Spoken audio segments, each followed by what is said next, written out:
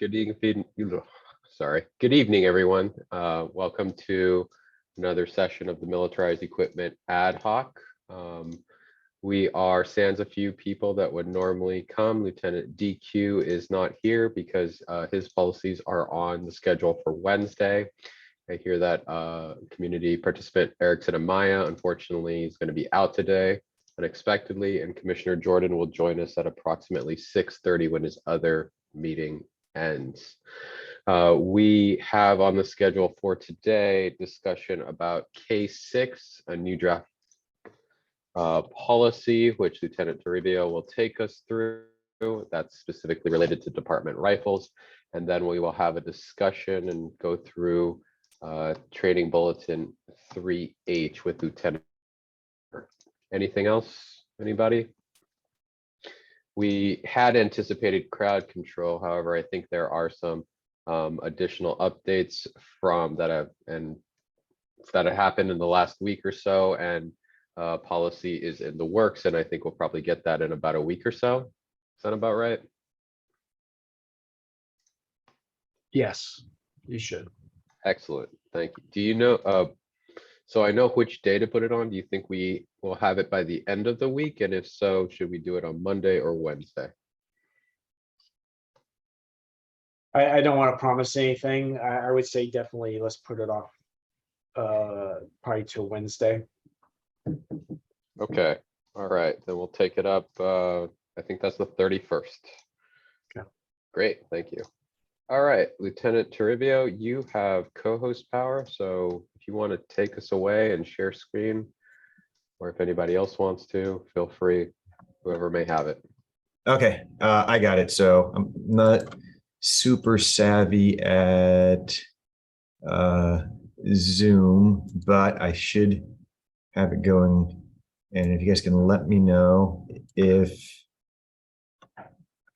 you see K6 up on the screen now.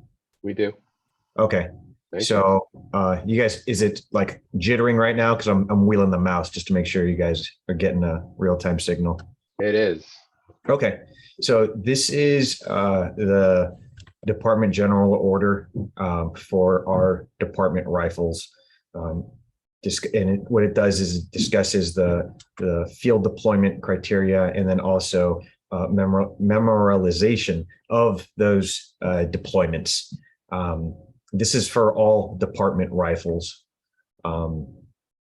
It also sets forth the layout or the foundation or structure for our patrol rifle program. So in addition to our tactical team, our entry and our sniper elements of that team that deploy during tactical team operations with their assigned rifles, there's a set of rifles that are issued to specific field officers, most of them in patrol, but all of them field-based. So this general order sets forth criteria for testing and then issuance, and then also like maintenance, everything involving those rifles. So I'm not sure how you guys want to do this. I have it pulled up here. I don't know how much you guys were able to review it when I sent it. I think I sent it out really, really late Thursday night. So I figure we can maybe go page by page and just see if there are any questions that I can address, or see kind of where anybody wants to start with this DGO.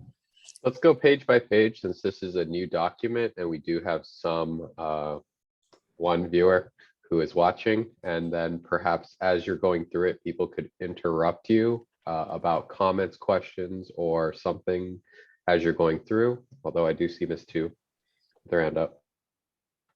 That sounds like a good idea. Also, since Lieutenant Toribio is new, I'm not sure if he's seen the checklist that we've been using to check if policies comply with both AB 481 and the local ordinance. And I'm wondering if there's a way to share that with him so he can kind of make sure that he's touching on what is or isn't compliant with these laws. I don't I don't have that checklist. I'll take notes on whatever's here in this meeting. I also touch base with like Lieutenant Turner or Thomason or DQ and get that list for whatever's on the list that isn't touched on in this meeting. I'll make sure and go through it and incorporate whatever changes are needed for this document. I think everyone's going to be watching to make sure you hit everything, or if anything's going to be in an impact report. I have my checklist right nearby as well. Okay. So did you want me to just go and read through this with everybody then? Maybe not read through it, but maybe just talk with us about what's in each section, what the Sure. point is, and how you got there. Sure. So this top paragraph obviously lists just kind of the purpose of the order, and it's essentially what I mentioned. So it discusses the procedures for field deployment of our rifles and how those deployments are going to be memorialized. It also establishes the criteria for like selecting, certifying, and training for our PRP, which is our patrol rifle program. That's the top paragraph. The first section is the value statement. Lieutenant Thomas had mentioned to me the significance of having the statement in it, and I kind of modeled it with some help from Lieutenant DQ, and it essentially talks about how like a normally equipped officer sometimes doesn't have adequate tools to deal with subjects who pose a threat beyond kind of what our normal equipment allows. So someone wearing body armor, somebody who's beyond the effective range of a pistol or a shotgun, or somebody who's armed themselves, generally not going to be sufficient for an officer with standard equipment to adequately on their own respond to that type of incident. So patrol rifles were introduced into the department in conjunction with those, as aforementioned, with the tactical team members. So the department we're basically acknowledging that, look, there are going to be instances where we're going to need to have something that provides armed cover for officers at a greater distance beyond that which our normal tools provide. That said, anytime we deploy this, it's got to be in conjunction with, our core values and mission within the department, primarily, of course, being to safeguard and protect life. So that's the kind of the summation of the value statement here. Any questions on that so far? If not, I'll just keep plugging along. Okay.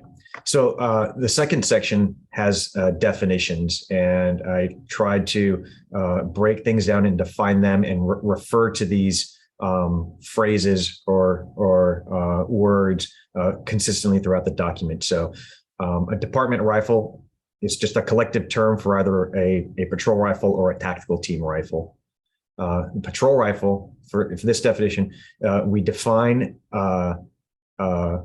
not only the characteristics of it, but also what our present patrol rifle is. So we list the exact model of the rifle that we currently have, and there's stipulations on obviously program or equipment evolution, where if we have to replace or get new rifles, have to be approved by our instructor staff and pass all requisite department approval processes before we implement any new equipment. There's also a component on modifications for the patrol rifle. So if you want to think about modifications, almost like accessories for a car, right? So let's say you have a standard car, but then you want to add some like cool rims or like a stereo, or just something that is even added safety things like so an anti-lock brake system or something like that, right? The car is still the car, but you have these different kind of accessories or components that can be changed. The same thing goes with the rifle. You can essentially break a rifle down into two main components. That's called like an upper receiver and a lower receiver. Think about like the barrel and like the long part that you see as being the upper part, and the lower part being the part that the officer holds, like the grip in like the lower body of the rifle. So there are all kinds of little modifications that can be made. A hand guard, which helps with weight. It keeps it cooler to the touch when you hold it. Different stock. The stock is the part that rests against the officer's shoulder. The grip. All of those can be modified. And essentially, what we're saying is we don't want any modifications done to any of these department rifles unless it's approved by the patrol rifle program instructor staff, and only if these modifications are done by a department certified armorer. So what we don't want is we don't want people taking these rifles and then adding all these different things to it, you know, or making it super customizable so it doesn't even look like, you know, one of our rifles. And we want to have control, and we want to make sure that it's safe and that the components that are on there serve a purpose and they're reliable and they're fundamentally not changing the functionality and the safety of the rifle. So that's, I'm sorry. Yes, please. So when I think of modifications, I think of things that you add on to the rifle, right? Does the department have a list of these modifications or attachments that they generally would provide? And I see Lieutenant Turner nodding his head yes. And then the second question would be, can people bring their own attachments or modifications, and can those be approved? Okay, so there's stock components that the department provides. Modifications, okay, how can I categorize? Okay, so there are some modifications that the department automatically does. We add a rail to the front and a flashlight. So that's not part of the quote unquote stock kit of a rifle. But we do things like we add a flashlight so that officers can see in the dark. We also add sighting systems. So they're iron sights, meaning it's just like a post in a circle, and then you align the post to the circle on your target, and that's what you use to aim. So the sight system is provided by the department. Even the stocks are not. There's so many different stocks that we purchase we bought our own stocks for the program that go with the rifle. And then another thing are optics. So there's a mounted optic tube that has a light inside it that's an alternative to using the iron sights. So all of these are additions to the rifle, but it's all considered the stock rifle as it's assigned to the officer. So those things are all provided by the department. Anything that is brought on by a third person or a third party, it has to be approved by our instructor staff, and we have to ensure that it's been, if it's a part that is easily swapped by anybody, and I'll give an example of that, then there's no reason for it to be installed by in OPD staff, instructor staff. One piece in particular, it's called a charging handle. So what a charging handle does is it has like a hook along a shaft, and when you pull on it, it cycles the rifle, and that's done when we're loading it and whatnot. And for people who are left-handed, the hook has to be operable on the opposite side of a right-hander. So they sell these ambidextrous charging handles where a lefty can use it just like a righty. And so left-handers, they'll often just buy their own ambidextrous charging handle. We'll just make sure that we take a look at it, and then they can put it in and use it. And this is a piece that automatically comes out when officers break apart their rifles to clean it. So there's nothing that's done beyond what's called a field strip or field disassembly that is required for a specialized armorer to look at. Did that answer your question? Yeah, Ms. Tu? Thanks. I was reading a different agency's policies, and I noticed that they are able to convert their semi-automatic assault rifles into fully automatic. Would this policy allow that to happen? Not like, would it ever happen, but would this policy allow it to happen? No, this policy doesn't. And as a matter of fact, if you look at the definition, it's described as a semi-automatic carbine rifle. So we do not allow automatic weapons. Did that answer your question? Okay. So I'm just gonna. Jesse, did you feel that something had to be clarified here? Yes. For modifications. Okay. So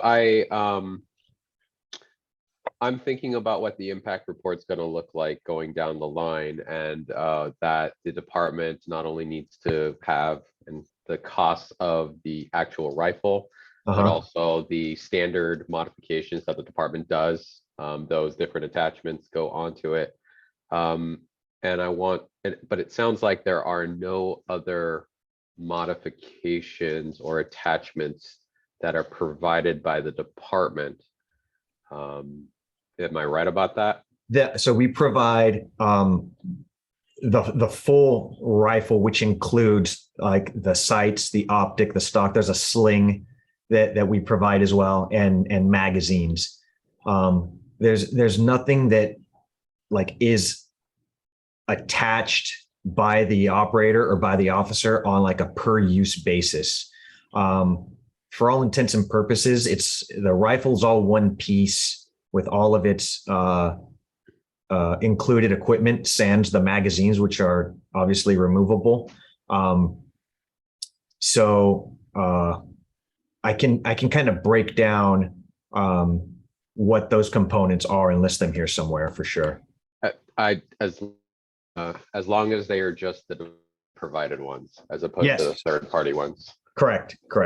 And then my next question as a follow-up is, are there modifications that the department explicitly does not allow? Or will never allow? Yeah. So like anything that would alter, and this is, I guess, a blanket statement, but anything that would alter its functionality beyond its default or intended purpose would not be allowed. Like we don't allow either, for example, just because it's not functional. If somebody wanted to add like a high-powered scope to it, only because the rifles are still also used at times in close quarters, and a scope would just render, using it to get a fix on a target impossible, because that's used for like magnification, or for example, what else could there be? Go ahead, please. Is there a list somewhere that the department generally does not allow? I'm thinking like you don't want officers going out to buy things and then realizing, oh wait, we can't have that attached.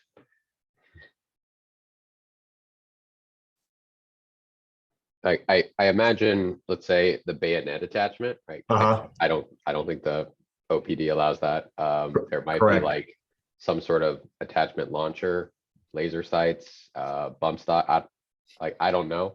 I gotcha. Yeah, it may be helpful. Yeah. Yep. So what I'll do is, because it's going to be impossible to have an exhaustive list. So I'll say I'll do something like, hey, these are things that are not prohibited.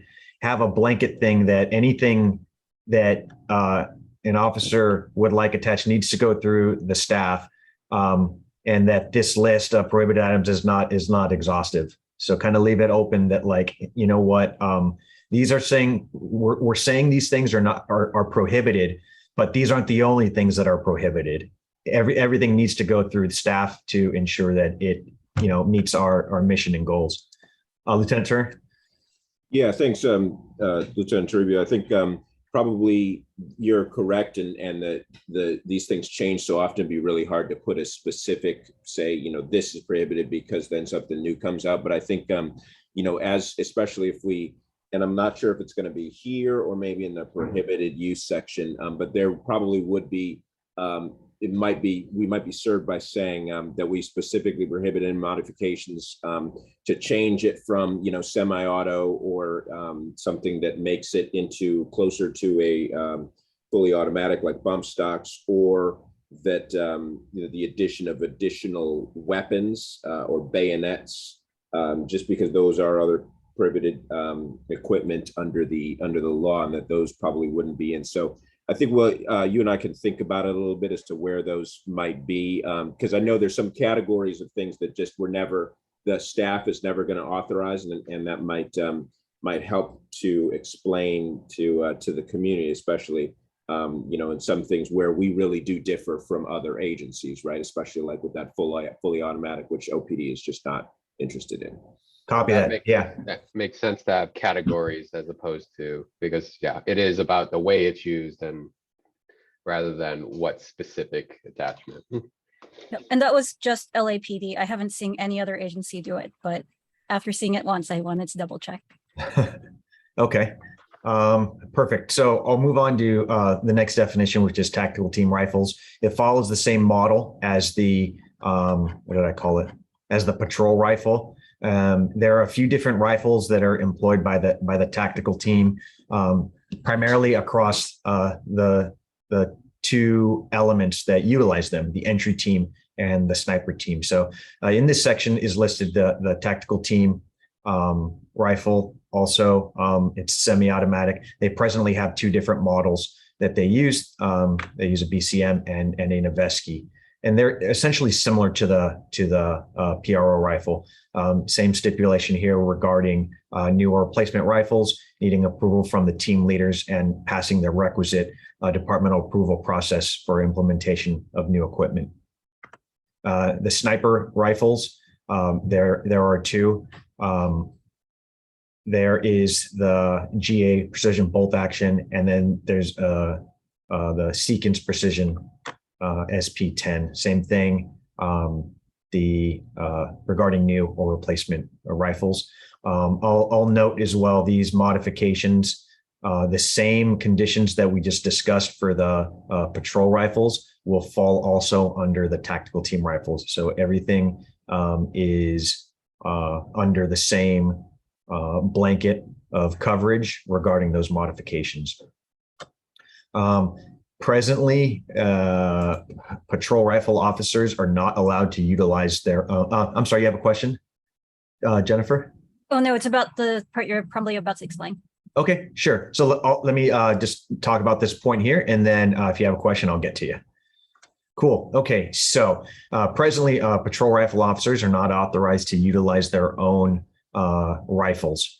Our tactical team are allowed to utilize privately owned rifles, assuming they're approved by the team. So these they have to categorically be the same type of rifle. So here's an example. So there are a bunch of different, like even within the team here, right? So if you just go back up here, the two rifles, I'm sorry, there are three. There are three here: the BCM, the Noveske, and the Colt. And this Colt model is the same one that the patrol rifle program uses. These are all essentially the same rifle. They're just different manufacturers.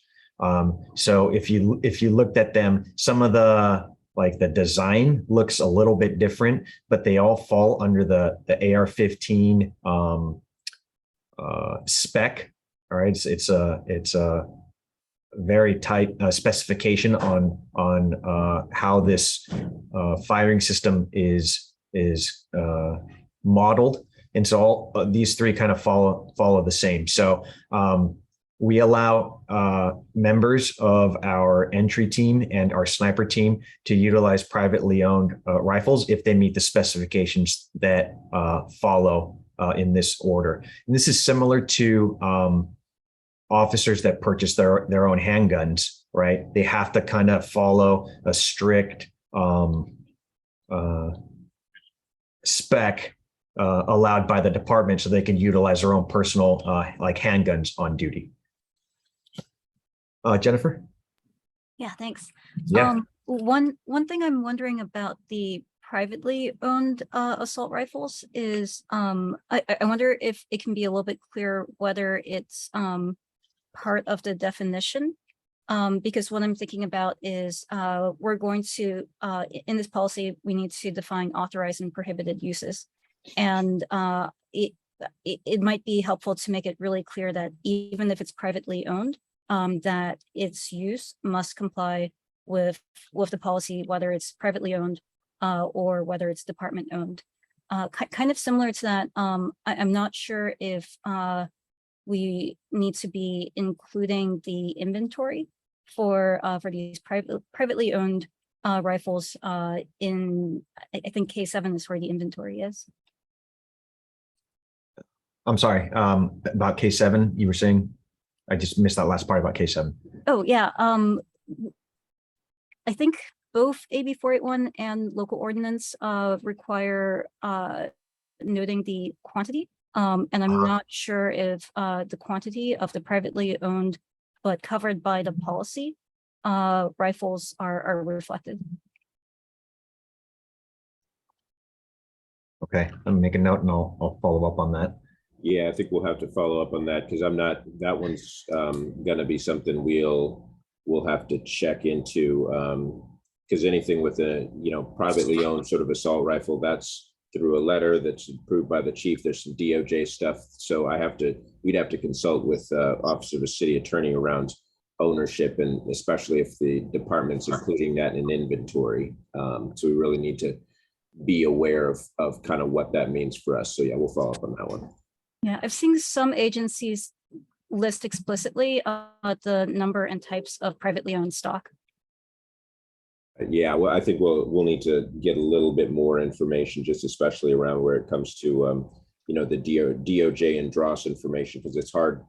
I know for us to say, you know, that we control or own something, and then, you know, but then it's DROS. When I said DROS, dealer's record of sale, it's under some you know, private individual's name in the firearms registry for California. So just we'll just do a little bit of digging on that side with our attorneys. Hey, Lieutenant Turner, quick question, sir. So a lot of us have, you know, secondary department approved pistols. Like I have my Glock 34 that has specific guidelines, and obviously the department tracks my serial number for that firearm for use in the field. Would that comport with the current policy, that same lines that we use for pistols? Yeah, I think that's probably something that we should probably put a note in there, Lieutenant Toribio, about tracking if we don't have it anywhere else, or we at least need to think about where that might be, because yeah, Lieutenant Febble raises a good point. For pistols, if you're going to use it on duty, keep the serial number of it. It has to have certain characteristics. AR-15s are a little harder because the manufacturers are so ubiquitous, and because it is a set standard set by the military as to how the thing can be created. But you know, anyone sort of, all these different companies can create them, and they're too hard to list, unlike pistols, which are a little easier. So we'll think about that a little bit, but I think that's a good idea to add that in there. Got it. Does the department have members who are using their own AR-15s or AR-10s? Yeah. Yeah. Okay. Next, I go into a definition of our patrol rifle program instructor staff. So there's a section later that talks about the criteria for it, but they're certified firearms instructors, and they're responsible for coordinating and providing the selection and training for our PROs. And also the PRP instructor staff is responsible for compiling requisite reporting data and statistics as required by the department. And what this is in reference to is military deployment stuff. So we have a rolling log of all of every time a patrol rifle officer deploys their rifle, they memorialize it when they come to training. That information is passed to the PRP instructor staff, and it's memorialized in a spreadsheet to be passed to whoever's going to be compiling the annual report for military equipment deployment. Definition of a patrol rifle officer: essentially somebody who completes the selection and training process, which includes a school and maintains current certification by attendance. There's a a section later on the process and also decertification of anybody who's established as a PRO. Okay, so this next section starts to get into kind of the meat and potatoes of this, talking about who's allowed to deploy a rifle in the field. Okay, so only patrol rifle officers and entry and sniper team members of the tactical team are authorized to deploy any department rifle. No other personnel are allowed to deploy rifles in the field.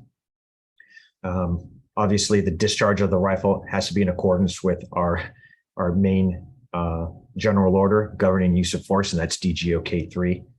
And then I'm gonna stop you right there.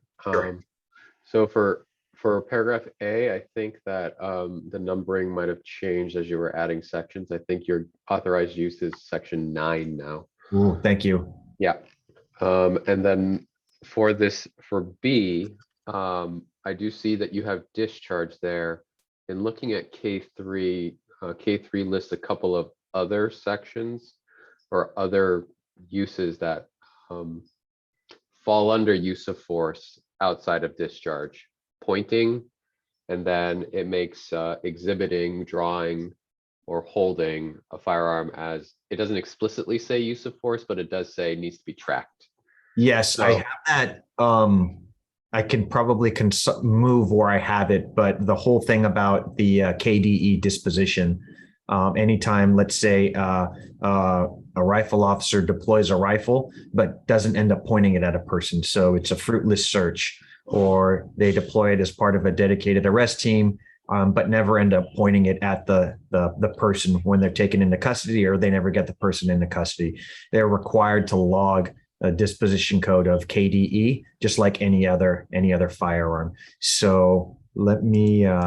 So my suggestion for paragraph B is just adding after discharge and deployment, or some other language that captures what you want to there. At the very least, pointing the firearm or exhibiting the firearm, but I just put down deployment because that. Okay. Yeah. Does that look okay? Yeah. Okay. It's good, and it's right here too, so that's good. I don't have to make this change twice. So this talks that it falls under K4 as well for investigating and reporting of use of force. It's 2. I'm sorry. Jennifer has her hand up. Oh, I'm sorry. What about K5? Because I think that also covers department rifles. No, K5 is our tactical team, department general order. But tactical rifles are department rifles. They are, yes. Oh, I see what you're saying. So in terms of like when the tactical team is activated and these guys are now deploying with the rifles, there should be some mention or incorporation of or reference of K5 as well. Is that, am I hearing that correctly? Right. Yep. Exactly. And And- I think and under I- section B too. Got it. Yeah. And Commissioner Shea, I'm wondering if that means we'll need to be going into 3, 4, and 5. Or I guess I'll skip ahead to what I'm thinking about, which is for the authorized and prohibited uses. Those will need to live someplace. I haven't seen them in K5. I haven't dug deeply into K3 or K4, but I'm wondering how we might want to approach that. Lieutenant Turner, are you about to tell us? Yes, yeah, so I think what kind of K3, K4, K5 are sort of our ground floor for these things. So K3 is sort of the ground floor for use of force. The general use of force policy sets the absolute sort of bottom of where use of force is allowable within law and policy. K4 is reporting, and then K5 is the use of the tactical team in general.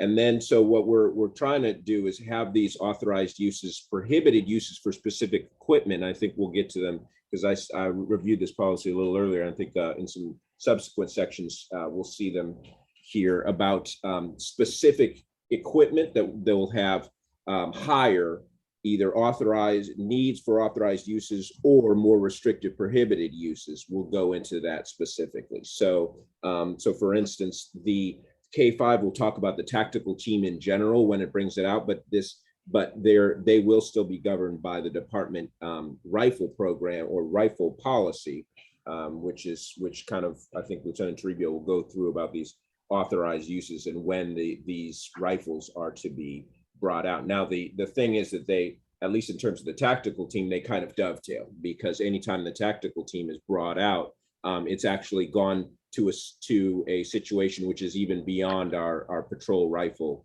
officers. So by sort of definition, the situation is escalated to the point where the entire tactical team is brought out. And so it becomes kind of a moot question. But that's kind of how we're hoping to address each of these, with sort of the general use of force reporting, tactical team policy, and then building on with the specific items like here, where we have the prohibited uses, authorized uses, and purposes of specific equipment.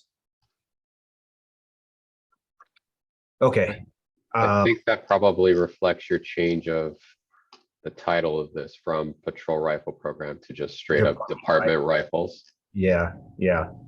And then, up above, breaking down what all of the deployable department rifles are, and breaking them essentially amongst two groups: patrol rifle officers and then the tactical team. The next point just lists that for someone to be a member of the patrol rifle program, they have to successfully complete a department training course and then additional training through the PRP instructor staff. And I will, I'm just going to make a general note for myself to confirm all section references, because I do believe some things got, I added the section 1, the value statement, and then a section at the end. So I'll go through and make sure all my references are correct to other sections.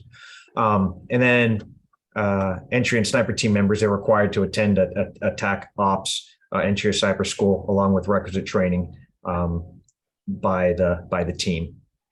The organization of the patrol rifle program, it's essentially, we want to include this tool and spread it across the field as balanced as we can. So it's not a separate organizational unit. Officers are assigned to whatever field assignment they're assigned to. They're just issued a department rifle. Okay. We try to, and over the last several years, we've only provided patrol rifles to officers who are in patrol. Okay. And these officers, they don't have a separate supervisor. They're supervised by their same person. They're in the same squad. There's no, they don't draw their squad or have a different seniority as part of being a patrol rifle officer. It is simply an additional piece of equipment, which requires additional mandatory training in order to maintain their certification to be able to continue to deploy. Is that the same for people who are on the special operations or tactical operations teams, the sniper and entry team? Yes, sir. The tactical operations team is not a full-time team. It's an auxiliary assignment. So every single member of the tactical team, and not just the entry or sniper, but also our tactical negotiations team and our electronic services unit, they all have their regular, quote unquote, regular assignments. This is just an auxiliary assignment. Next section breaks down the responsibilities of the PRP instructor staff, and the staff, the patrol rifle instructors have traditionally reported under the Special Operations Section Commander. That's going to be, at the moment, Lieutenant Febel, regarding any matters concerning the patrol rifle program. And so what this staff is responsible for, they're responsible for the selection process of the PROs, which is broken down in a different section, coordinating all patrol rifle officer training, and then the biggies, gathering and maintaining PRO deployment data. So it is this staff that is responsible for ensuring that all military equipment deployment notifications go up the proper channels so that it can be included in the annual list.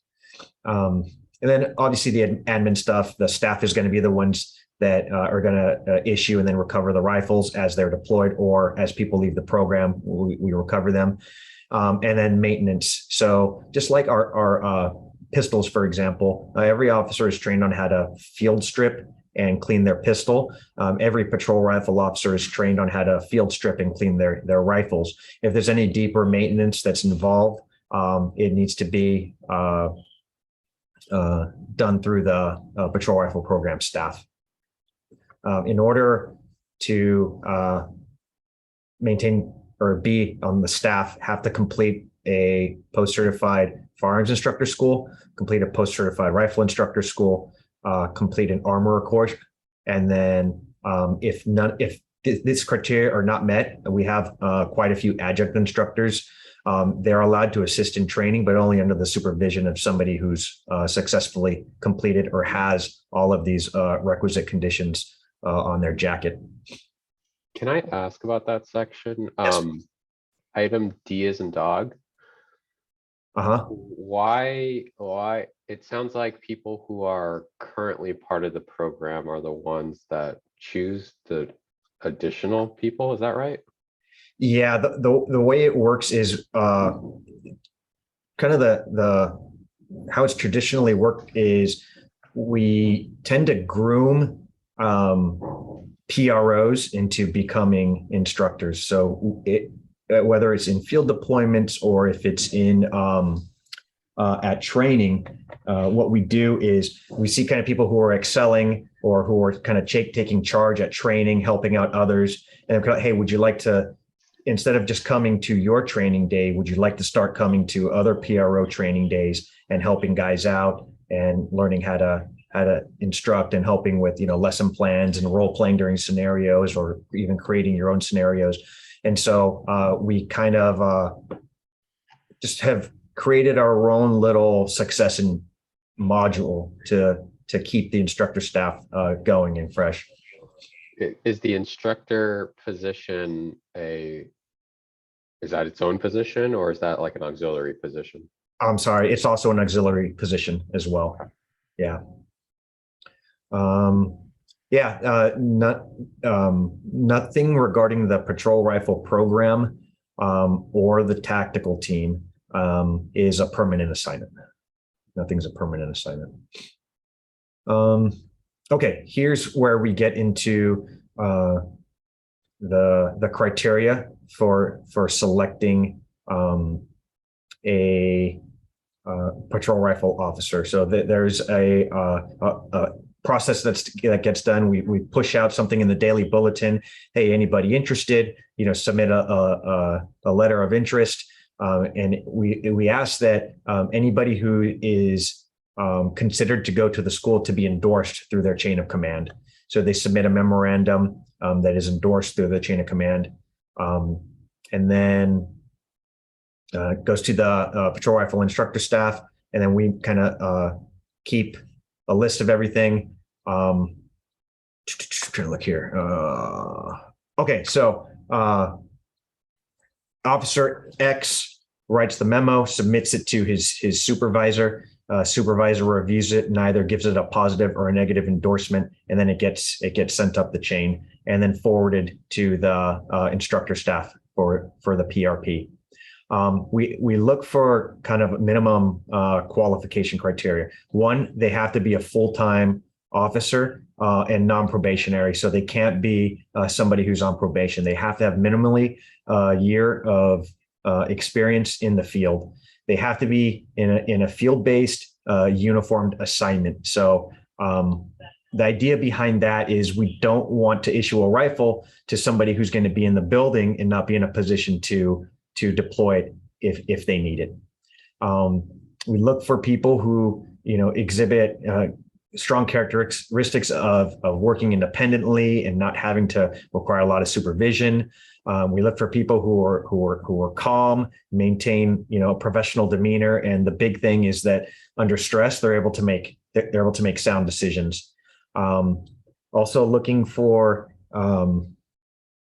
a solid understanding and an ability to demonstrate de-escalation, understanding, the core kind of values of our department when it comes to stuff like force, communication, ability to communicate and speak, and then report writing. It's big as well. And you'll see in the testing process how some of the things we do to try to make sure that we got our finger on the pulse of these various points.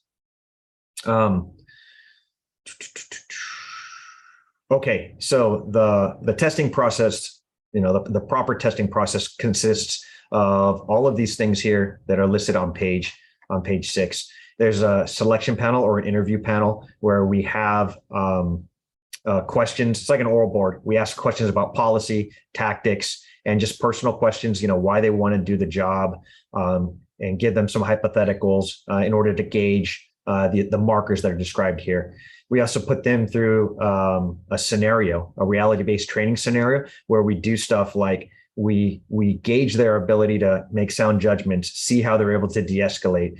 There's scenarios that we run where, everybody thinks it's just going to be like a shoot scenario. Well, for us, it's more important that we understand when not to pull the trigger, right? So we have situations where, they're not firing at all, and seeing if they're able to, think their way through things and see that it's not just about shooting.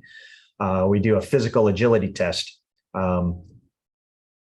PROs can tend to be on either dedicated arrest teams or in overwatch or cover positions when we're negotiating with somebody for a long time. So we just look for kind of a baseline physical fitness. We have a marksmanship test with the pistol, and we have it with the rifle. Now, there's no experience required in order to join the patrol rifle program. But the reason why we do this marksmanship test is because we give a quick briefing on just some fundamentals and how to fire the rifle. And all we're looking for are people able to follow and apply basic instructions that we give, and see if they're able to retain simple information to have success in firing this rifle with no experience. And then we also look at the person's work profile, right? We look at things like IA stuff, their vehicle collisions, their sick and injury record, how dependable are they, their disciplinary history, all the things listed here. It's evaluated like on a point matrix. So all of these things combined, we generate a score for them. And then there are kind of some. Stop you for just a second. Yeah, please. Thank you. And if you could just scroll up just a little bit. Yeah. First, I'll note that Commissioner Jordan has joined us. Thanks for joining us. I also wanted to look, so under 6 sub B, the previous version of this particular policy had IAD complaint sustained findings. You muffled right before sustained. Sorry, I put my mouth right. Oh, sorry.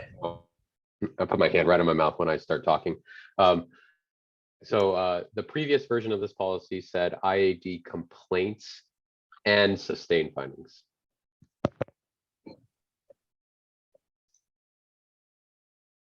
I'll take a look, or I'll just change it.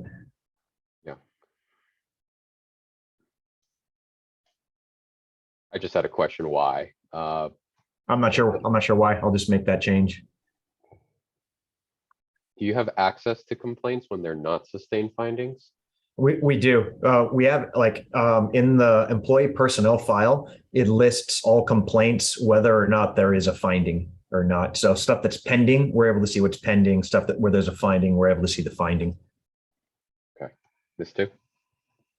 I had 2 completely different questions. One is E as in echo, alleged compliance uses of force. I'm wondering for both that and B as in Bravo, if it just says that the candidate will be evaluated on, are there situations in which a candidate may have out of compliance uses of force or IAD complaints and still be approved for this program?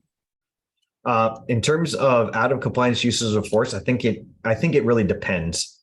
It depends what, like, for example, if something is ruled out of compliance for something administrative, is that something that was a mistake that's teachable and is not a reflection of some type of negative trend or pattern or demeanor or some character flaw or just attitude or something. I think it's a case by case basis. We're not having like a hard line thing here. In terms of your second part, complaints and sustained findings.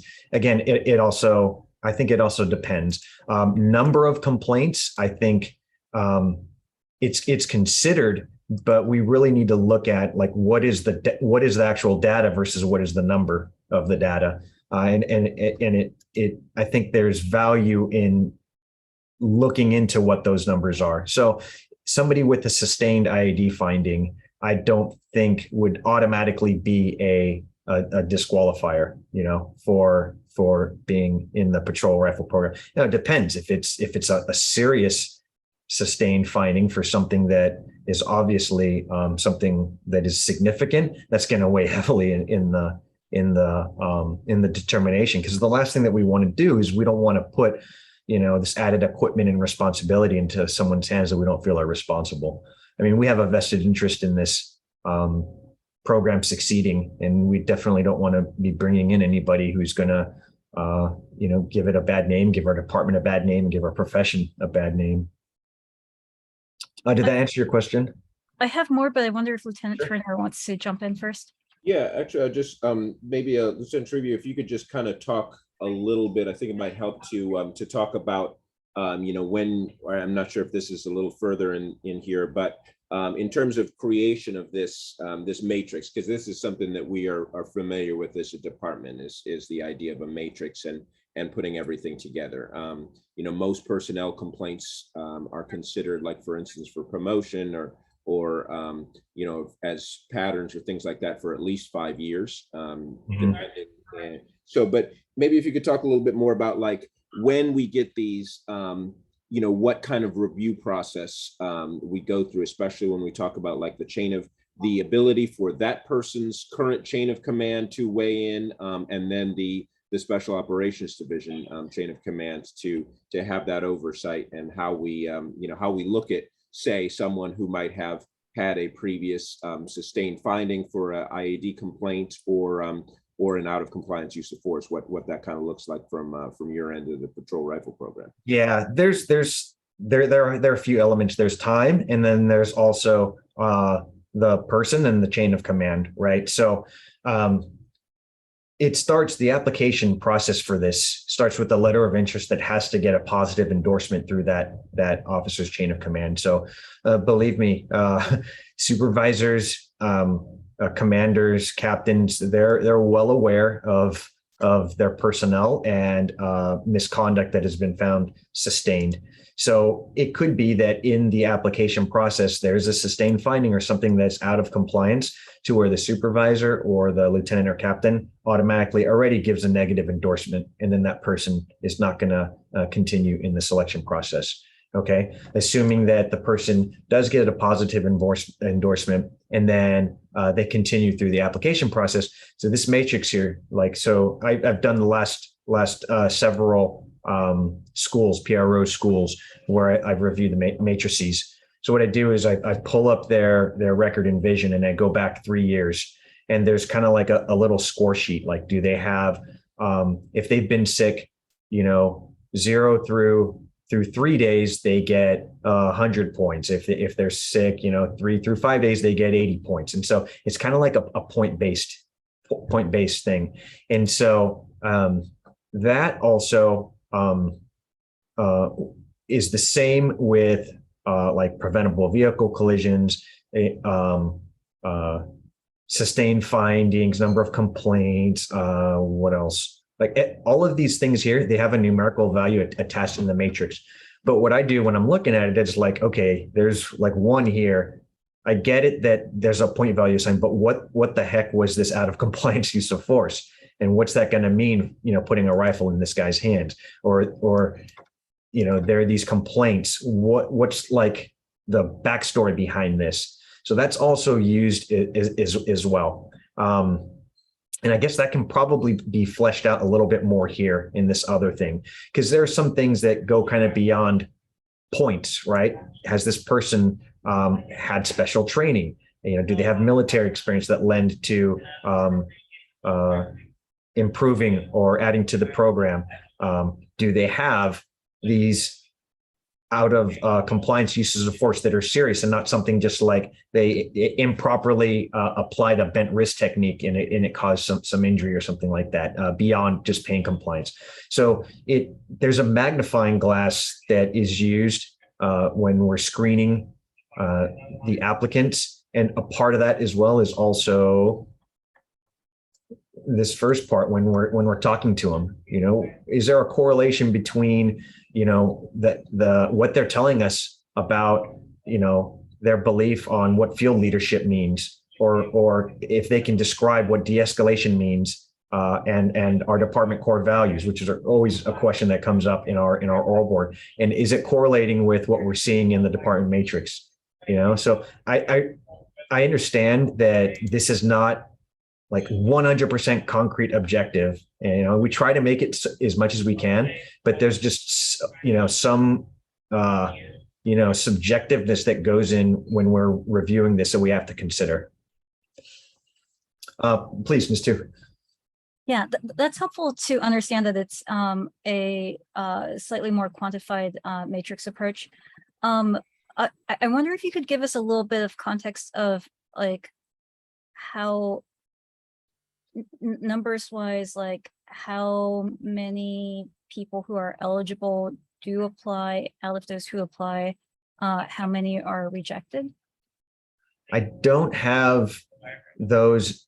No, I don't have those numbers. And typically it hasn't, like, I can think offhand, there's been maybe in the last couple of years, there have been maybe 3, maybe 4 who received negative endorsements from chain of command, and so they just didn't continue. Like if their chain of command is not recommending that they be assigned or go to the school for this piece of equipment, then we don't even put them through the school. Other than that, it's typically the people who have not made it through. It's just been a numbers thing. So we have room for maybe 12 in a school, but we have 17 applicants or something like that. So we go based on the point system, and then the top 12 go. Jesse? David, you want to go? I'm sorry, Mr. Jordan? Yeah, I mean, I guess my question is, and I know that it's sort of challenging to have a sort of an objective sort of answer to some of these questions, because clearly there are a lot of parameters that go into whether a person is sort of a viable candidate for this program. But also at the same time, you're kind of describing it as sort of a point system, but that feels very informal, correct? That's not like, there's no formal sort of like metric or rubric that of points that you're looking at, or is there? Yeah, we have. So on our matrix form, it has, for example, I think I gave an example of sick days. So for that category of the matrix, they get 100 points if they've had like 0 to 1 sick days. They get 90 points if they've had 2 to 4 or whatever. And it goes with same thing, even experience, right? So somebody who has more experience is going to score higher in that metric category. And it's, if they have 0 to 5 years, they get this many points, 5 to 10 years, this many points. And then that's even broken down further into field experience. Okay, hey, I get it. Steve Toribio has been here for 16 years, but how many years has he been in the field? And so we look at field experience as well. And so that's given a number of value as well. And all of those numbers are crunched together. Okay, so given that, and that is helpful, I would be interested to know if there's sort of like what is the level at which, what is the sort of numerical level of points that is a person then disallows a person for applying for this. Also, I think that it would be helpful to know, because when talking about number 6 there, it sounded as though it's sort of like, well, it's sort of a judgment-based system. And we're, that is not just sort of the sort of selection panel judgment, but it's also previous supervisors and their record, and sort of applying a variety of sources of information around applying to the sense of whether this person is an appropriate candidate. But it would also be helpful to know, like, is there a floor? Is there like a sort of, what is a flat sort of disallower? Oh, gotcha. Yeah. And So- I know that that's hard to spell out maybe in something that's sort of meant to be relatively streamlined, but I do feel like we we comforting to do. know that that exists. We do, yeah. So we have an 80% overall score threshold. So combining the marksmanship test, combining the PT test, combining the oral interview, and the department matrix, we have a total score out of 100.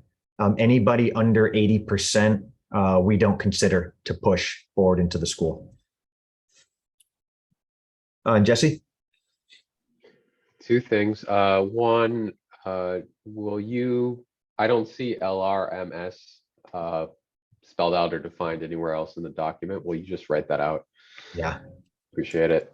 And then the second one is, I think we can all think of the types of situations that, you know, you don't want patrol officer, or sorry, certain officers to become rifle officers. We can think of times when someone uses their firearm too many times and out of compliance, someone who does not accurately write reports or is untruthful about those things. Do you think you could give us an example of something maybe not so obvious or maybe even a little surprising that someone just didn't make it into this program for? Let me think of something. Steve, let me try and I think one that might help it is shed a little bit of light on the way that like Lieutenant Toribio and some of these folks do their decision making. Would be that one about vehicle collisions and then like pursuit behavior, right? Vehicle pursuit. So you might think, well, you know, what does that have to do with them deploying their rifle? But it's in general around risk and these folks' ability to judge and calculate risk. So when we see, for instance, you know, a fair amount of vehicle collisions, we'll look at those. And I think that's one of the reasons why we have preventable vehicle collisions in there, to know, okay, what was the behavior? Is it just that they, for some reason, you know, some people are real attracted to like posts in parking lots.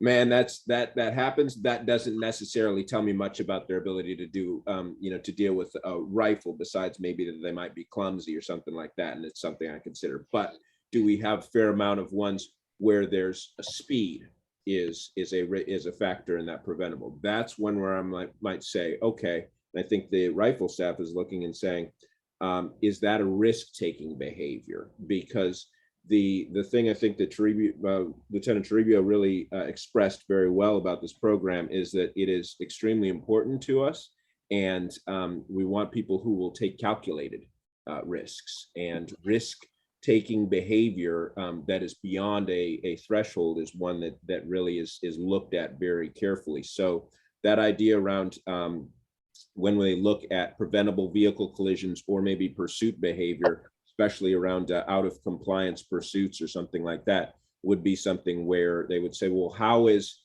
this person's behavior when they are weighing risk versus reward, or risk versus the need to apprehend, something like that, and how might that translate into using the patrol rifle? Any follow-up on that, Jesse?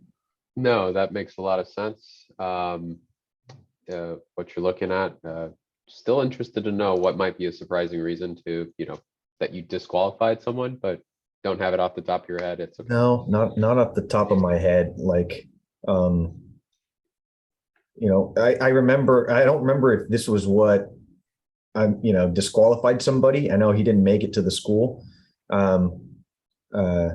But just somebody who, I guess it's more of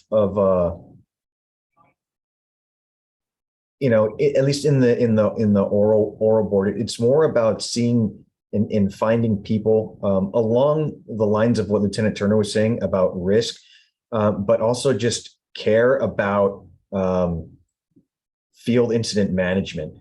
and looking for somebody who wants to kind of take the lead and help in the field and help run dedicated arrest teams, help their supervisors run scenes. And you see it maybe in like someone's motivation where their motivation is like, well, hey, kind of having a rifle's kind of cool. You don't like that's not what we're looking for. I mean, we stress this a lot in the school, and that's, it's super important that you have the ability to be a good marksman. But more than that, more than being physically, fit and gifted, we need thinkers. We're getting people in this position because of their brains, and that's the top thing. So I think just, when we see it in interviews, if we don't see those things, it's just kind of like a red flag for us. Okay. Moving on. So once the list of candidates have this pass as 80% marker compiling everything, we establish this ranking. But what's important is that we consider availability and disbursement and coverage throughout the city.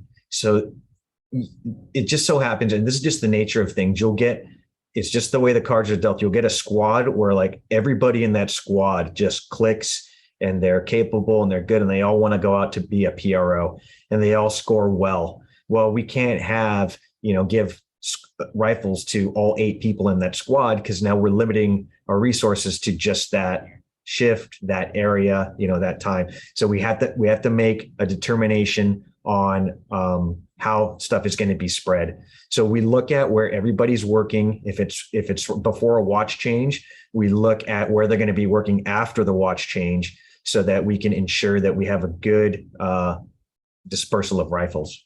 Ms. Tu, you have a question? Yeah, I know for the tactical team, they're allowed to have privately owned rifles. Are patrol rifle officers allowed to have their own?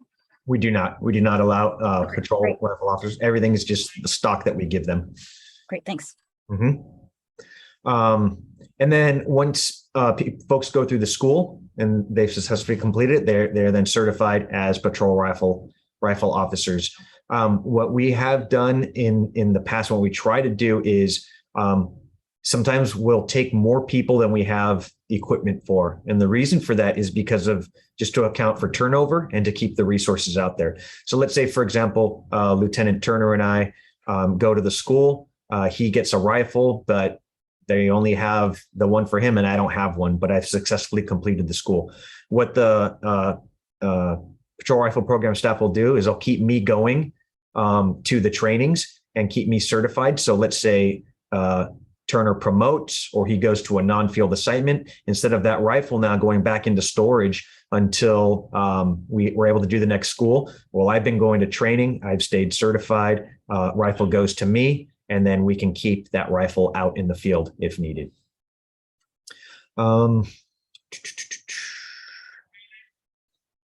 Okay, this is, I kept this language here basically verbatim, carry over from the prior one. And it essentially just underscores what I mentioned earlier, that having a rifle does not dictate how or when somebody draws their patrol assignment. The next section, section 9, this is when we talk about deployment for these rifles. So obviously the whole reason for deploying the rifle is for officer and public safety against threats that are going to be beyond what kind of a standard equipped officer is going to face. Okay. Every PRO needs to be able to articulate why, and they do so in any subsequent reports as to why they why they deploy the rifle. So considerations for deployment. These are kind of like the touchstones that we use when articulating why we deploy. If the person is known or is believed to be carrying a deadly weapon or firearm, if the person is known or is suspected of wearing body armor, and if the person is beyond the effective range of a pistol or a shotgun. Kind of like if you were to summarize why an officer deploys a rifle, it would be to give us a distinct tactical advantage in favor of safety. And these are kind of like the main touch tones that we use. I may need to move this to a separate area, but this basically says that any deployment of a rifle is going to need to have the KDE disposition code consistent with the deployment of any other firearm, be it a pistol or a shotgun. Can I go up to back to section A before we go too far? Yes, sir. So when I look at this section, I know that you've listed them as factors, right? But when I look at this section, it seems to me that there are situations where might fall under one of these three factors, but probably not an assault rifle situation. So for instance, someone's beyond the effective range of departmental pistols or shotguns, right? But you know that they do not have a gun and they're not wearing body armor. That's probably not an assault rifle situation, yeah? Correct. Yeah. Oh, I see what you're saying here. Yeah. This is like, I see. Okay. So when I think about this section, I see that there are, I read this and I don't know when rifles are necessarily authorized, right? And it kind of seems like that, or actually I could, or I do, and being very creative and saying or thinking, that guy's way too far for anyone to shoot with a pistol or a shotgun. We can break out the assault rifle. I know that's not what you're going to be doing. I know that's not what you're thinking, but that's kind of how this reads. Or body armor situation, you know, someone's wearing body armor but has none of these other factors. They're within range, they're calm, you know that they don't have a weapon. So I don't know if that's what you want. I certainly think that when we're thinking about the spirit of AB 481 or the local ordinance, we want to delineate when these situations may be. Just a thought about that. I also saw down below, there's also a section about animals, and I don't think animals are going to be wearing body armor or having weapons necessarily. So yeah, you know, that's my thought. I see other people putting their hands up. This too. Yeah, thanks. So there's a couple of really tragic deaths that I'm thinking about in other jurisdictions. In Los Angeles, there was that little kid, the 14-year-old girl who was trying on clothes at the Burlington Coat Factory. One of the weapons used to kill her was an assault rifle. In that situation, the person who was being chased through the store had a rifle. And so I'm wondering if there's any protections that we could build in to avoid situations like that here.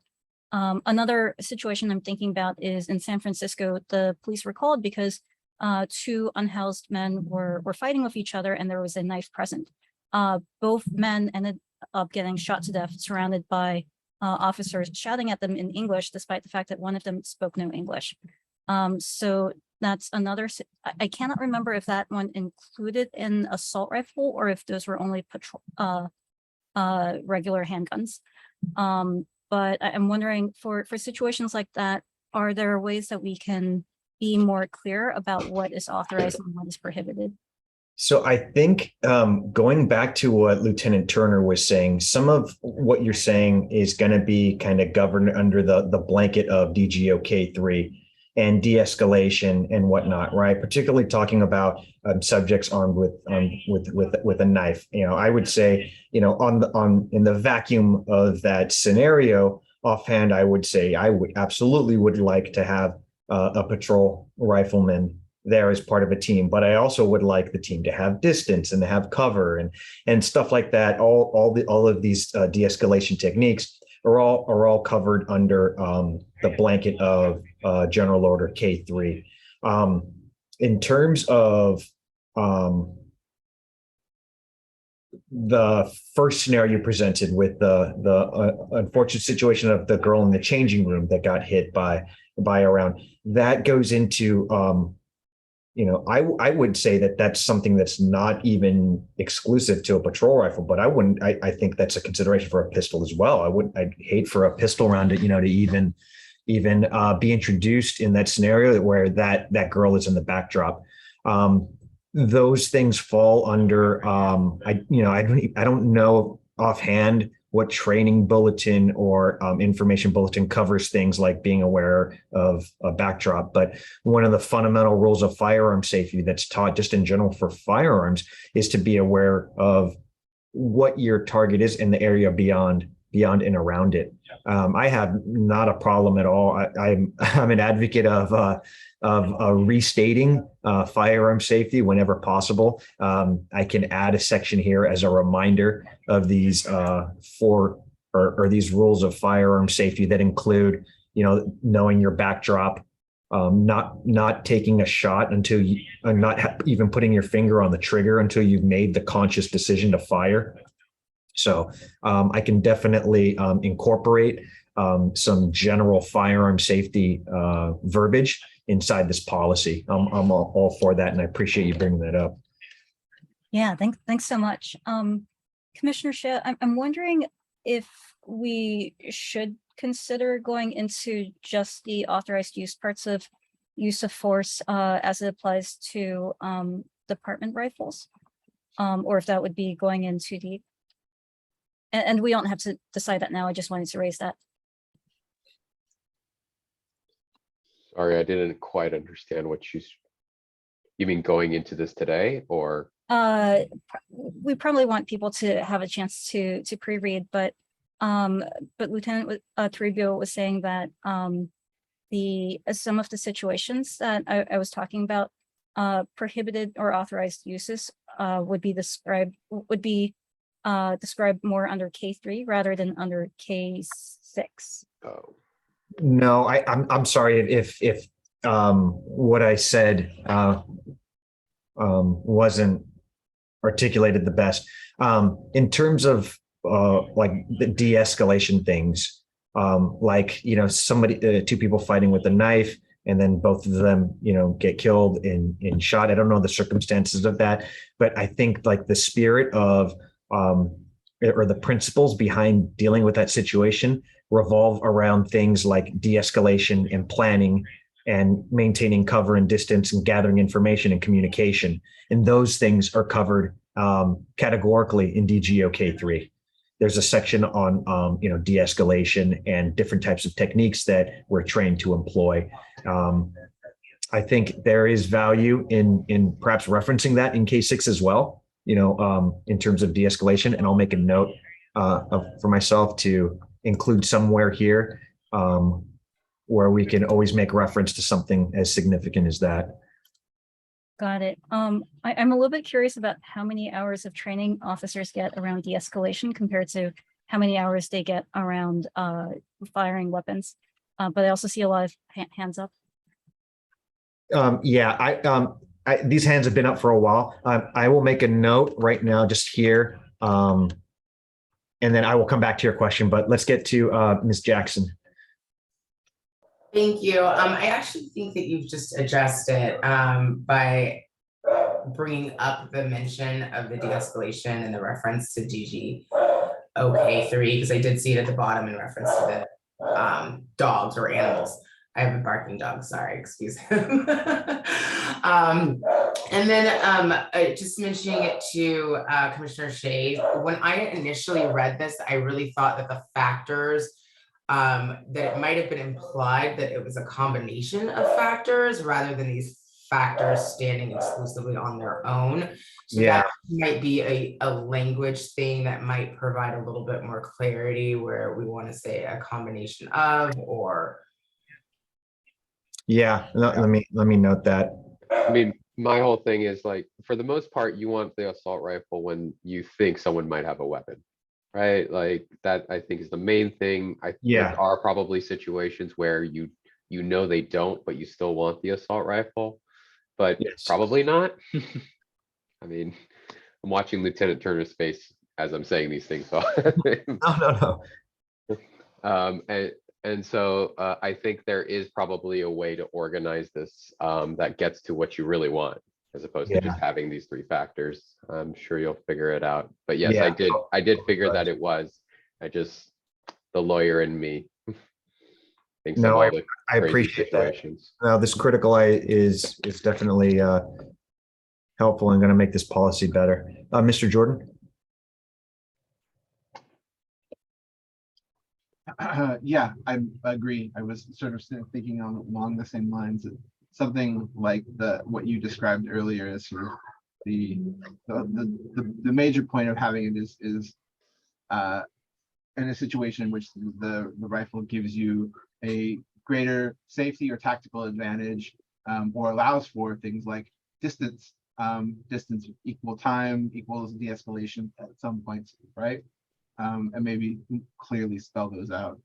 The second thing I was curious, sort of dovetailing off what Jennifer was saying, just curiosity, and maybe this is covered further down. Curious about is the type of ammunition used specified? I know that these are all 5.56 or 2.23 rifles, right? AR-15s that, but within sort of that caliber, there's a variety of types of ammunition. Is it specified? And if that's covered later, I can just. No, we don't specify the ammo that we use. I can tell you what we do use, and we use a Spear Gold Dot 223 bonded round. We moved to that a few years ago. We had two different types of ammunition. One was a Hornady tap round. The other was a Winchester bonded round. And we did something that I don't believe was the most practical thing, is we gave rifle officers both. And we gave them a bonded round specifically if they had to shoot through a barrier. So just for, I don't mean to insult anybody if you already know this, but what a bonded round is the round itself is there's materials and there's it's chemically and heat treated to keep the round together, so it stays together and maintains mass after it goes through a barrier like glass. So auto glass is one of the hardest things to shoot through because it's essentially two pieces of glass with laminate in between, and it eats up the round. So the round loses a whole lot of velocity and momentum and mass breaking apart through the glass. So a bonded round is designed to stay together, so it has and maintains momentum through that. Now, the thinking was, well, if I'm using just this bonded round, but I'm not shooting through a barrier and I'm hitting a person, for example, is that round going to go through that person, keep going and go through somebody else and do all this? So as a program, we said, hey, we're going to give these two types of ammunition, and then the officer can load whatever ammunition is appropriate for the situation. What we found out, though, after we reviewed a study and saw a gel shoot with rounds, is that the technology of these rounds has improved so greatly that over penetration of bonded rounds is not an issue anymore like it was in the past. So the physics of the round, it maintains its momentum going through a barrier, but when it hits gel that simulates flesh, it wasn't over penetrating. So we moved to an all bonded round, which was the Winchester. The problem there was there were quality issues with the round. So we did a gel test with Spear, which is the current manufacturer, and now we use this Spear bonded round and streamlined it, so we only issue this one type of round. Okay, so I appreciate the thought process going into having something more consistent and not necessarily all over the place.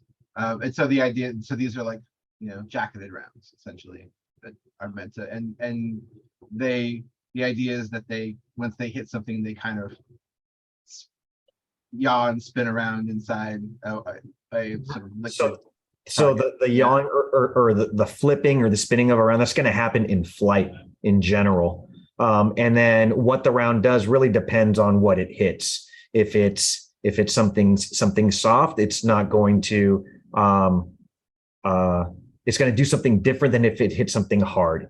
For, as it relates to wound ballistics, if it goes through soft tissue, it's gonna react differently than if it hits something hard, right? And there's all kinds of physics in terms of the permanent cavity and the temporary cavity that's created.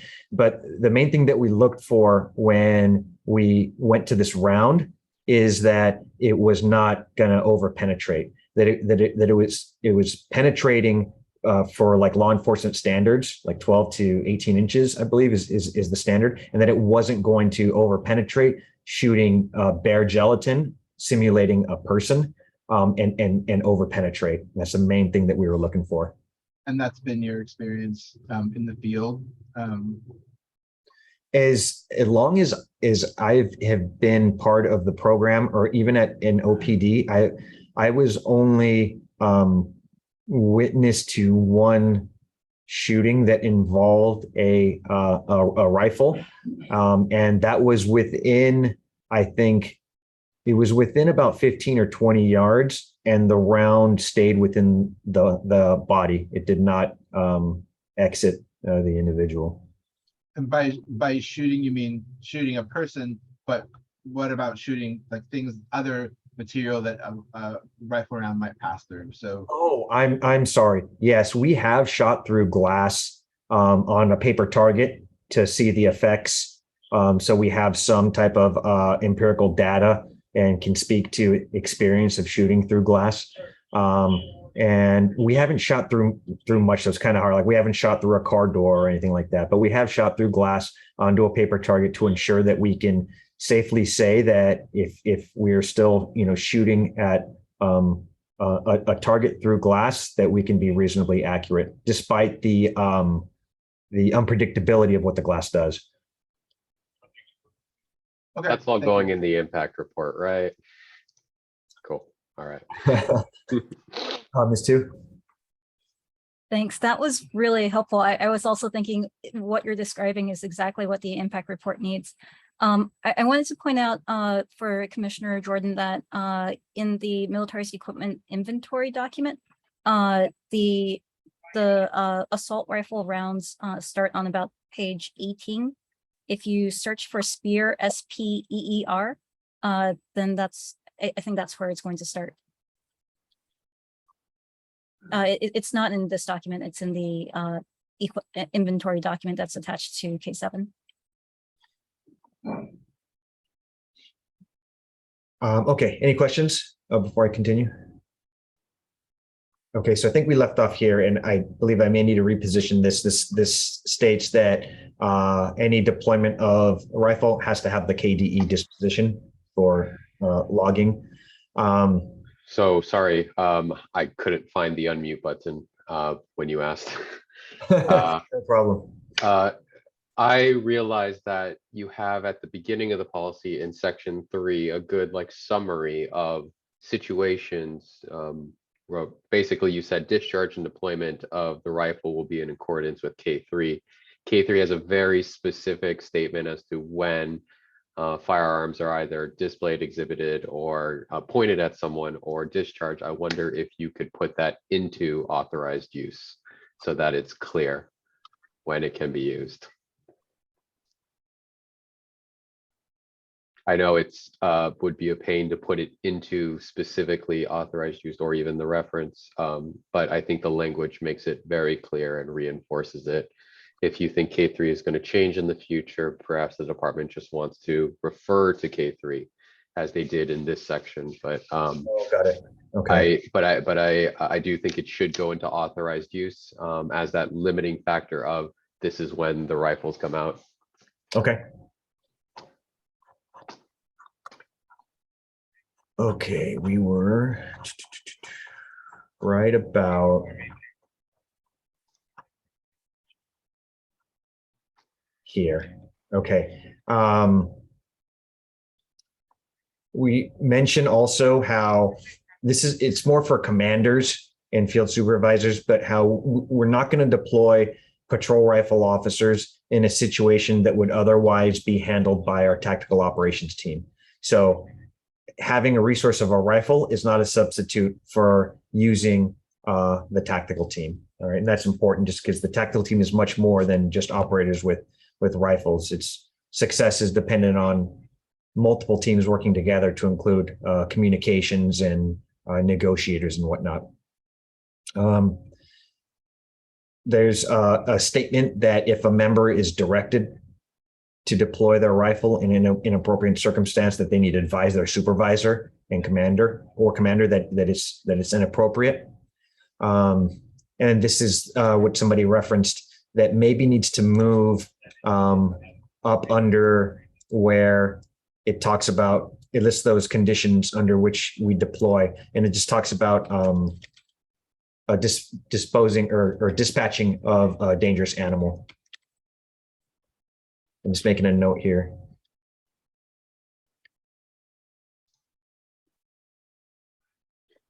Yes, two. Thanks. I'm wondering in that situation when someone has been directed to deploy in a inappropriate situation. So I'm guessing inappropriate means does not compliant with department policy.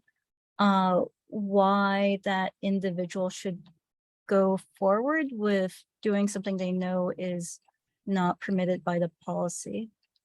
I think because there may be some command decisions and how, and again, I'm just kind of wrapping my head around that now that I'm kind of working right now as an acting watch commander, where I it's impossible for a policy to be all encompassing, right? So there may be a situation where it's like, it's not spelled out in policy, but you know what, like this is the appropriate action to take. So that leaves the ability for the commander to make that decision, but it also covers the PRO in terms of liability by bringing light to the fact that it's not in policy what you're asking me. So I do think that, there are just going to be some instances where it's like, you know what, we have never considered this, or we've never seen this before, and it's not really falling into policy, but I need you to deploy this rifle right now for this situation.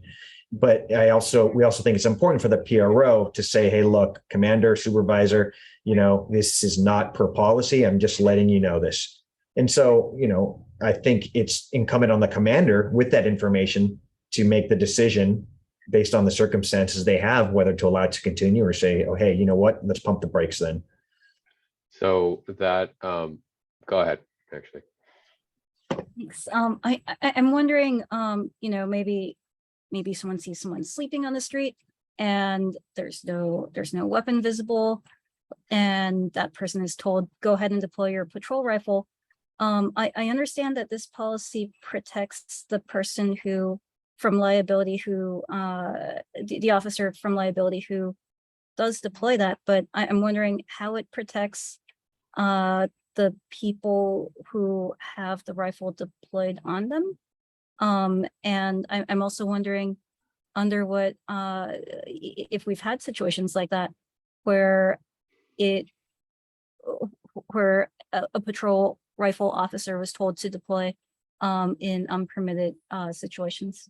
So offhand, I can't think of an instance where, because we debrief at every PRO training, we always debrief, hey, what are critical incidents you responded to? What are patrol incidents here? And let's talk about them. I can't think of an instance where somebody was told to deploy against policy. As to the first part of your question, what protections are there? I think that's just going to be inherent in any type of force investigation, right? If force is used against somebody, there's inherently going to be a use of force investigation. Depending on the force level, it's going to be handled at different levels, but that's where policy review comes into place. A review of the command structure, a review of the directives that are given, and everything that is part of the systematic process of resolving an incident. All of that's going to be evaluated in an investigation. I understand that an investigation would happen, but if an investigation happens, then that means someone may have been harmed before that investigation happened. And I'm wondering, is there anything that we can do here to prevent the harm, prevent the investigation, prevent the person who who was harmed by a inappropriate deployment. Lieutenant Turner.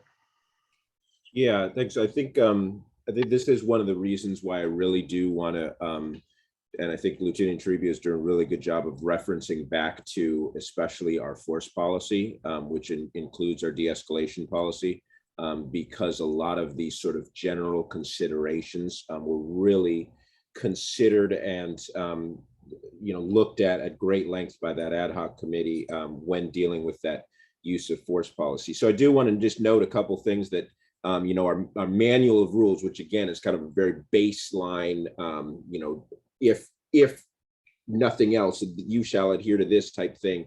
It says specifically that there's no excuse for obeying unlawful orders. So the unlawful need to, if I ordered one of my officers to unlawfully use force against someone, they're not required to follow that command. In fact, they would be held just as responsible for doing it as I would be for giving the order. So I think what this is trying to do, this part, is to help commanders and supervisors, especially with technology or equipment or policy things that they are not as familiar with. So Lieutenant Toribio probably has a lot of experience with this running the K9 program because we have more stringent requirements on our K9s than a lot of other departments. And the supervisors and commanders, are not as up on some of these things as the operators. And so we want, them in these type of situations where it's like, hey, I'm not really sure what's going on, but I'm the supervisor. I've just sort of come out from an administrative assignment, or I'm working overtime or something. I'm not as up on the policy. Hey, I'd like you to deploy your rifle, for the operator to say, hey, actually, this is what the policy is. But then always refer back to our general operating principle of de-escalation, our values that are expressed in our use of force policy. And that would be one where if the commander was saying, let's do something unlawful, or let's do something that clearly violates our force policy, that's where a hard stop exists. If I can just add, and Jesse, I see your hand up, just to cap off and piggyback off what Turner is saying. There's, I think it's important to make the distinction that this is for the deployment of the rifle as well. Hey, take your rifle out, have it handy, or have it with you when you go to XYZ spot. The use of the actual rifle, the firing of the actual rifle, that criteria never changes, right? And an officer should never be shooting their rifle unless they're posed with somebody who's an immediate threat, displaying the intent, means, opportunity, and ability to cause serious injury or death. So this is more of like an administrative conflict with the officer being asked to deploy, i.e. take their rifle out of the car with them, versus actually firing the rifle. Jesse? A couple of things. First, is there a procedure for patrol rifle officers when they deploy or choose to deploy? Do they have to announce, to say something? Do they have to get any supervisor approval? Because I don't see that in this document. There is no supervisor approval. However, they're required to give the disposition that they've deployed it. Wait, is that in this document? Yes, part the KDE disposition. I have that listed here. Okay, so that sounds like okay. So it's a live, I am deploying the rifle, not just an after action report. So that is going to be based on, no, it is not set that they advise live. It's when it's practical. Like the KDE thing, I always thought was, hey, when you draw it, you announce it whenever practical. I think what the kind of established practice has been is it's just a disposition code at the end. And so I wanted to keep the same thing with the rifle as it was with the pistol. And it's just, hey, give the dispo code that it's given. What ends up happening is unless a rifle officer is initiating something outright and they're not saying that they're deploying it, what one of two things happen. One is a supervisor will ask, or an officer will ask, "Hey, are there any patrol rifle officers that can respond?" And then you'll get units responding. Or somebody will be proactive and they'll say, "Hey, show me responding with a rifle. Hey, I'm a PRO, show me responding." So that's kind of how it works in terms of field deployment. Okay.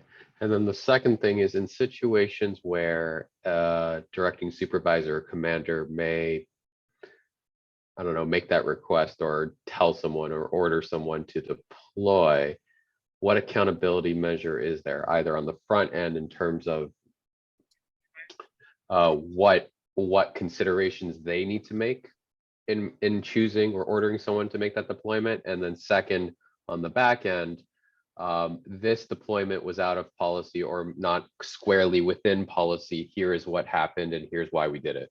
Yeah. Do we have that? No, that is not. I'm making a note now. That is a good point, and that also will lead, like if it is an educational issue, somebody not knowing the criteria or policy or having an understanding of why we have this tool out there, that would definitely clean that up when it happens. So I just made a note on that. Thank you for that. Okay. The last point on this page is that they're only allowed to discharge these rifles when they're on duty, assuming it meets the criteria, or at a firing range. So this limits it. I'm just trying to think of stuff like, hey, somebody wants to take their rifle hunting, or if somebody wants to go in the woods on the property that they own. We're restricting this department rifle to only be used on duty or at a firing range. Okay, so next point just covers for tactical team rifle deployments. They're only allowed to deploy for the same criteria that a patrol rifle officer can, in addition to whenever there's a tactical team operation.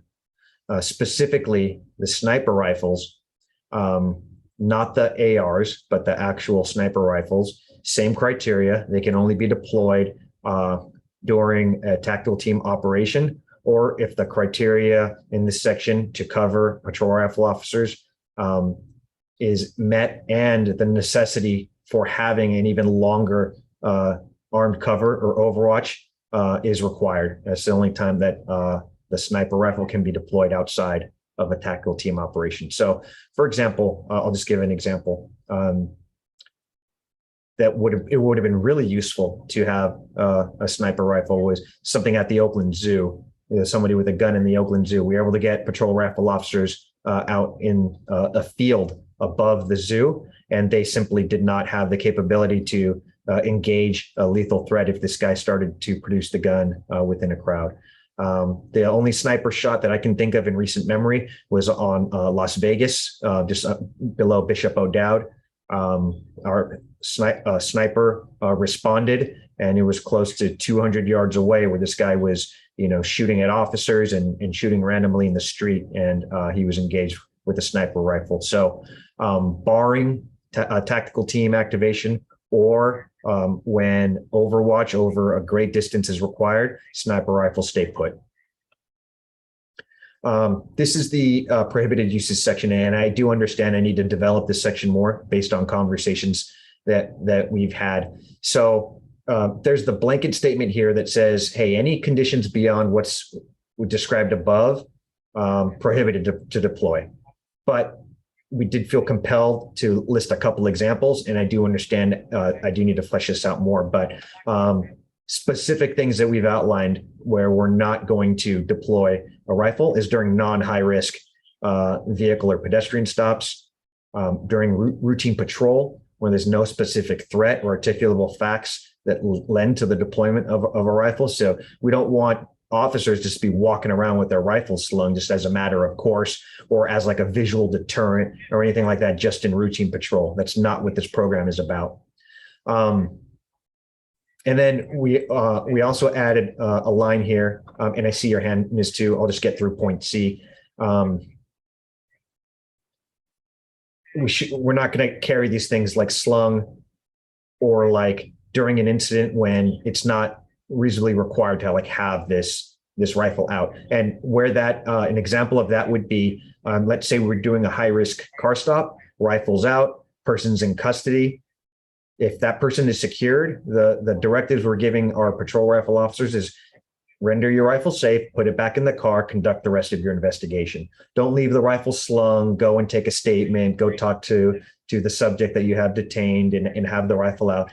Secure it, put it away, and then go about your business. Basically, have the rifle out if it's needed and there's an anticipation of its use. Otherwise, put it away.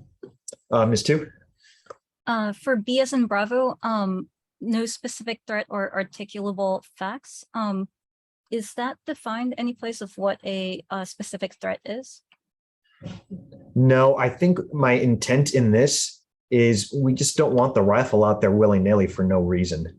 You know, if a rifle officer has their rifle out and they can't explain a purpose for having it out or how it's contributing to the resolution of an incident where officer or public safety is a factor, then that thing doesn't need to be out. Yeah. And we haven't had issues with that, in part because we hammer it in training, and it just hasn't been an issue. But you know, it's important to, I think, have this just so people know that we're not just going to be walking around with rifles for no reason. Yeah, I wonder if we could get more specific about what a specific threat is, like what kind of specific threat would qualify, or what kind of articulable fact. Like I could articulate that the sky is blue today. Like what would allow that to happen? Okay. Jesse? So I know what a high-risk vehicle stop is, or a high-risk pedestrians. Doing it again. I know what a high-risk vehicle stop is, or a high-risk pedestrian stop, and I think of them as felony stops. But what can you let us know what you're thinking when you put this down? Yeah. So these would be any scenario, and they're not necessarily felonies. They could be misdemeanors that would require like the drawing of our gun. And this goes back to our defensive tactics and arrest and control training, and just patrol procedures as to what would necessitate us drawing our gun. So an example of a misdemeanor would be somebody threatening with a weapon, like somebody has a knife and they're brandishing a knife. That's technically it's a misdemeanor. Still gonna, because of the dangerous nature of it, it's gonna necessitate the need to have our guns drawn when we're dealing with an armed subject.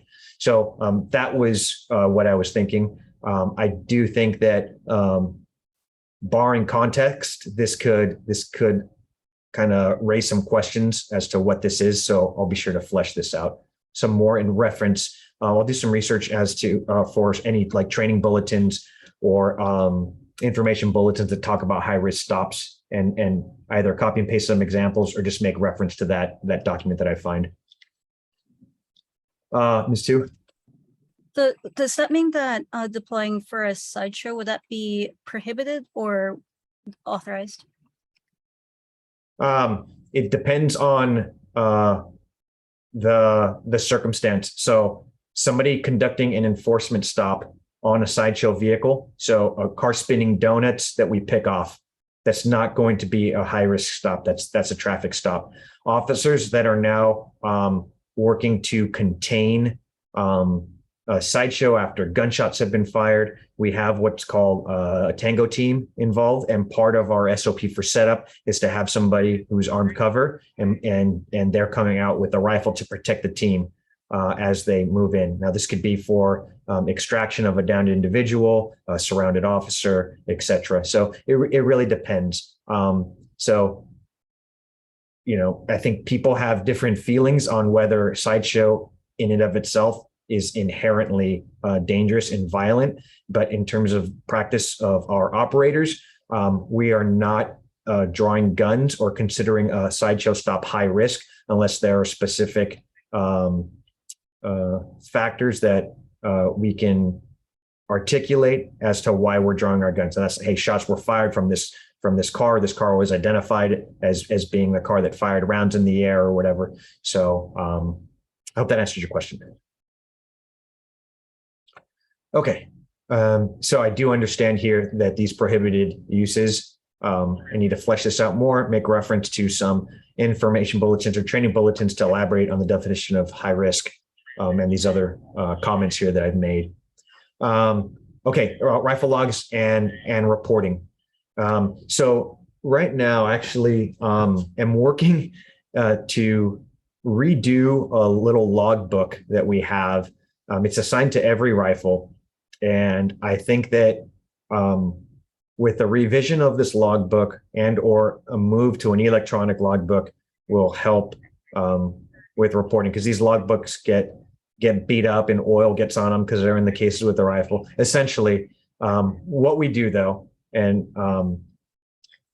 this has been in effect since July, we're logging specific criteria. Previously, we've logged like our round counts, maintenance, and our deployments with nothing very specific on the deployments. Now we are logging the date, the time, the incident number, the RD number, if it's applicable, the location, meaning the street, the area, and then the reason for the deployment. So anytime a rifle is deployed, all of that is logged by the officer. Okay. Every time that a PRO comes to marksmanship training, they submit their logbook. Staff takes the logbook, puts it all on a spreadsheet. So we have every single deployment from every PRO that we log. On tactical team deployments, team leaders consolidate everything and then pass it on to the incident commander or tactical operations support team, and that stuff is memorialized. So every time any department rifle is being deployed, we are memorializing it as per the data that is needed for these deployments as military equipment. Ms. Tu? I wasn't sure. Are these logbooks like paper ones or are they? Yeah, they're paper logbooks, and we're looking to. And Paper's fine. I'm just wondering for in next year when we have to do the annual report, if there's some way that the department could be digitizing as they go, so that way it's not. Yes. Yeah. So everything, all the data that's going to go to the person tasked with completing this annual report, it'll be digital data. They're not going to just be given a stack of logbooks. So I'll let you know exactly what we do. We let me see if I can. I'm going to try to pull it up here just so you can see firsthand, and I'll give you an example. It's okay. I know we're running pretty late. Okay, I'm sorry, but just so you can quickly see. So can you guys see this spreadsheet? Okay, so this is like all of our patrol rifle like deployments. You can see through July and August. So all of that's going to be passed to the person who's conducting or going to be creating the annual deployment log. So they'll be able to have all that data and it lists all that. It will be digital. I know we're only 9 through page 13, but I do want to be conscious of people's time. I'm sorry I didn't move quick enough to get to Jeff, but I'm not sure. Jesse, how do you want to handle it here with the time? Why don't you finish up section 11 so we finish that thought? I think there are other parts, but we can get to those perhaps in a week. Okay. And then we can also come back on 3H in a week as well. And then we may also get to, well, actually, let's have you finish up section 11. Sure. So the logbooks. So giving discretion to the operator to either use the paper logbook or I put by other means. As long as they're able to memorialize the data that we want and give us that data, we're good with it, because it's ultimately going to be put on that spreadsheet and passed to the person tasked with writing that annual report. The same applies to members of the tactical team if they're deploying out in the field beyond a TAC team operation. In addition, because it's important for equipment maintenance, we want round counts and any significant maintenance to be logged into the logbooks as well. So, or that information passed to the PRP staff. It's just important so we know, gosh, there's X thousand rounds through this barrel. This barrel may need maintenance, or this bolt may need to be replaced, etc. So it's for equipment upkeep as well. And it's done quarterly. Just misspell the word here. Entries. Done quarterly to the PRP staff. And then this lists the data that I said, the incident, the RD number, the location, and the area, the date and time, and then the crime or reason that the rifle was deployed. So the PRP staff, we review and we're consolidating all the logs and we're forwarding it to a special operations section commander. After a tactical team activation, I think I mentioned this already, entry and sniper rifle deployments are going to be consolidated through their team leaders and then given to TOAST, who are going to maintain records of all of our deployments. And then this just mentions that any non-tactical team operations, when an entry or sniper team member deploys their rifle, they have to still memorialize the data and report it to their team leaders when they go to training, so that in turn can be passed to the special operations section commander for logging. So that's section 11. Excellent. Thank you so much. That was a lot of talking. And No, a I'm lot so of sorry. going through it. No, Sorry, you got to hear me no, talk. it's not a bad thing. I'm Low more restraint. worried about your voice. Let's see. So I think we can finish this up sometime next week, as well as see some of the changes. Do you think that it would be a Monday thing or a Wednesday thing, considering some of the things you may flesh out? I think next, not this coming Wednesday, but next Wednesday would be best, if that's okay with you guys. So that'll be on the 31st, which means we can take up a good amount of time. Well, Lieutenant Turner, did you say that we were going to take up the crowd control on Monday or Wednesday? So I think Jeff said Wednesday as well for crowd control. So maybe we could start with the K6 edits and then sort of roll into 3G, because I know 3G, the crowd control policy is going to be a fair amount. Yeah, and I don't want to give anybody any hopes up, but it still needs to go back to the lawyers before I present it to you guys. So hopefully I can get that done before Wednesday. Jennifer? I know that August 31st is a day away from beginning of September, which we had said we were targeting for impact reports. I know, just to dump more on the lieutenant's plate, but I wanted to check in on that fact. Yeah, so we are working on those impact reports, and yeah, I'm not sure exactly when. I see our sections rapidly getting gobbled up by other policies, but we will be ready in sort of that first week of September to present at least some drafts of those. So after Labor Day? Yeah. Got it. Okay, then do you think that 3H will take up an entire day for Monday, or should we plan to put something else on there?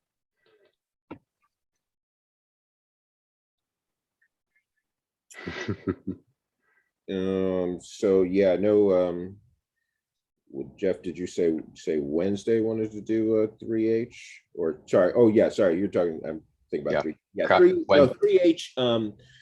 That one's, I think, I think we could probably put something else on there, maybe chemical munition, though both of those is really going to depend on kind of how much discussion there is. They are established policies, but there's talk a little bit, and they do dovetail. So maybe we can do those two Monday, and then kind of section off anything that comes up around crowd control for our discussion on 3G on Wednesday, or when we get to it. Jennifer? AB 48, which is the crowd control one, is going to overlap with 3, I forget, was that H? Because I think that's less lethals and tear gas, which get covered by that. And so I don't know if that's going to, if you'll be able to make changes to the policy that we can review ahead of time, or if we'll have to have that discussion at that point. Chief Allison? Yeah, so for the 3H TV 3G relationship. Because 3H governs use of chemical munitions, or I'm sorry, SIMs and chemical munitions for F2 from a general perspective, and you can use the SIMs and chemical munitions in different factors. I know we talked a lot about tactical team work today. Certainly they can be used in those formats. They give you a general use, and what 3G will do will constrict even more when it comes to crowd control deployment. So I think we can set that foundation with F2 and TB3H to get that general usage, and when we bring forward 3G, you'll see the AB48 regulations in it. Okay, so 3HF2 from Monday the 29th. I think I heard 3G and K6 for August 31st. And we're gonna do LRAD robots and UAS this Wednesday in 2 days, August 24th. Sounds like a plan. Awesome. Thank you all so much, per usual. Thank you. And see y'all in 2 days. All right, everyone have a good night. Everyone. Recorded.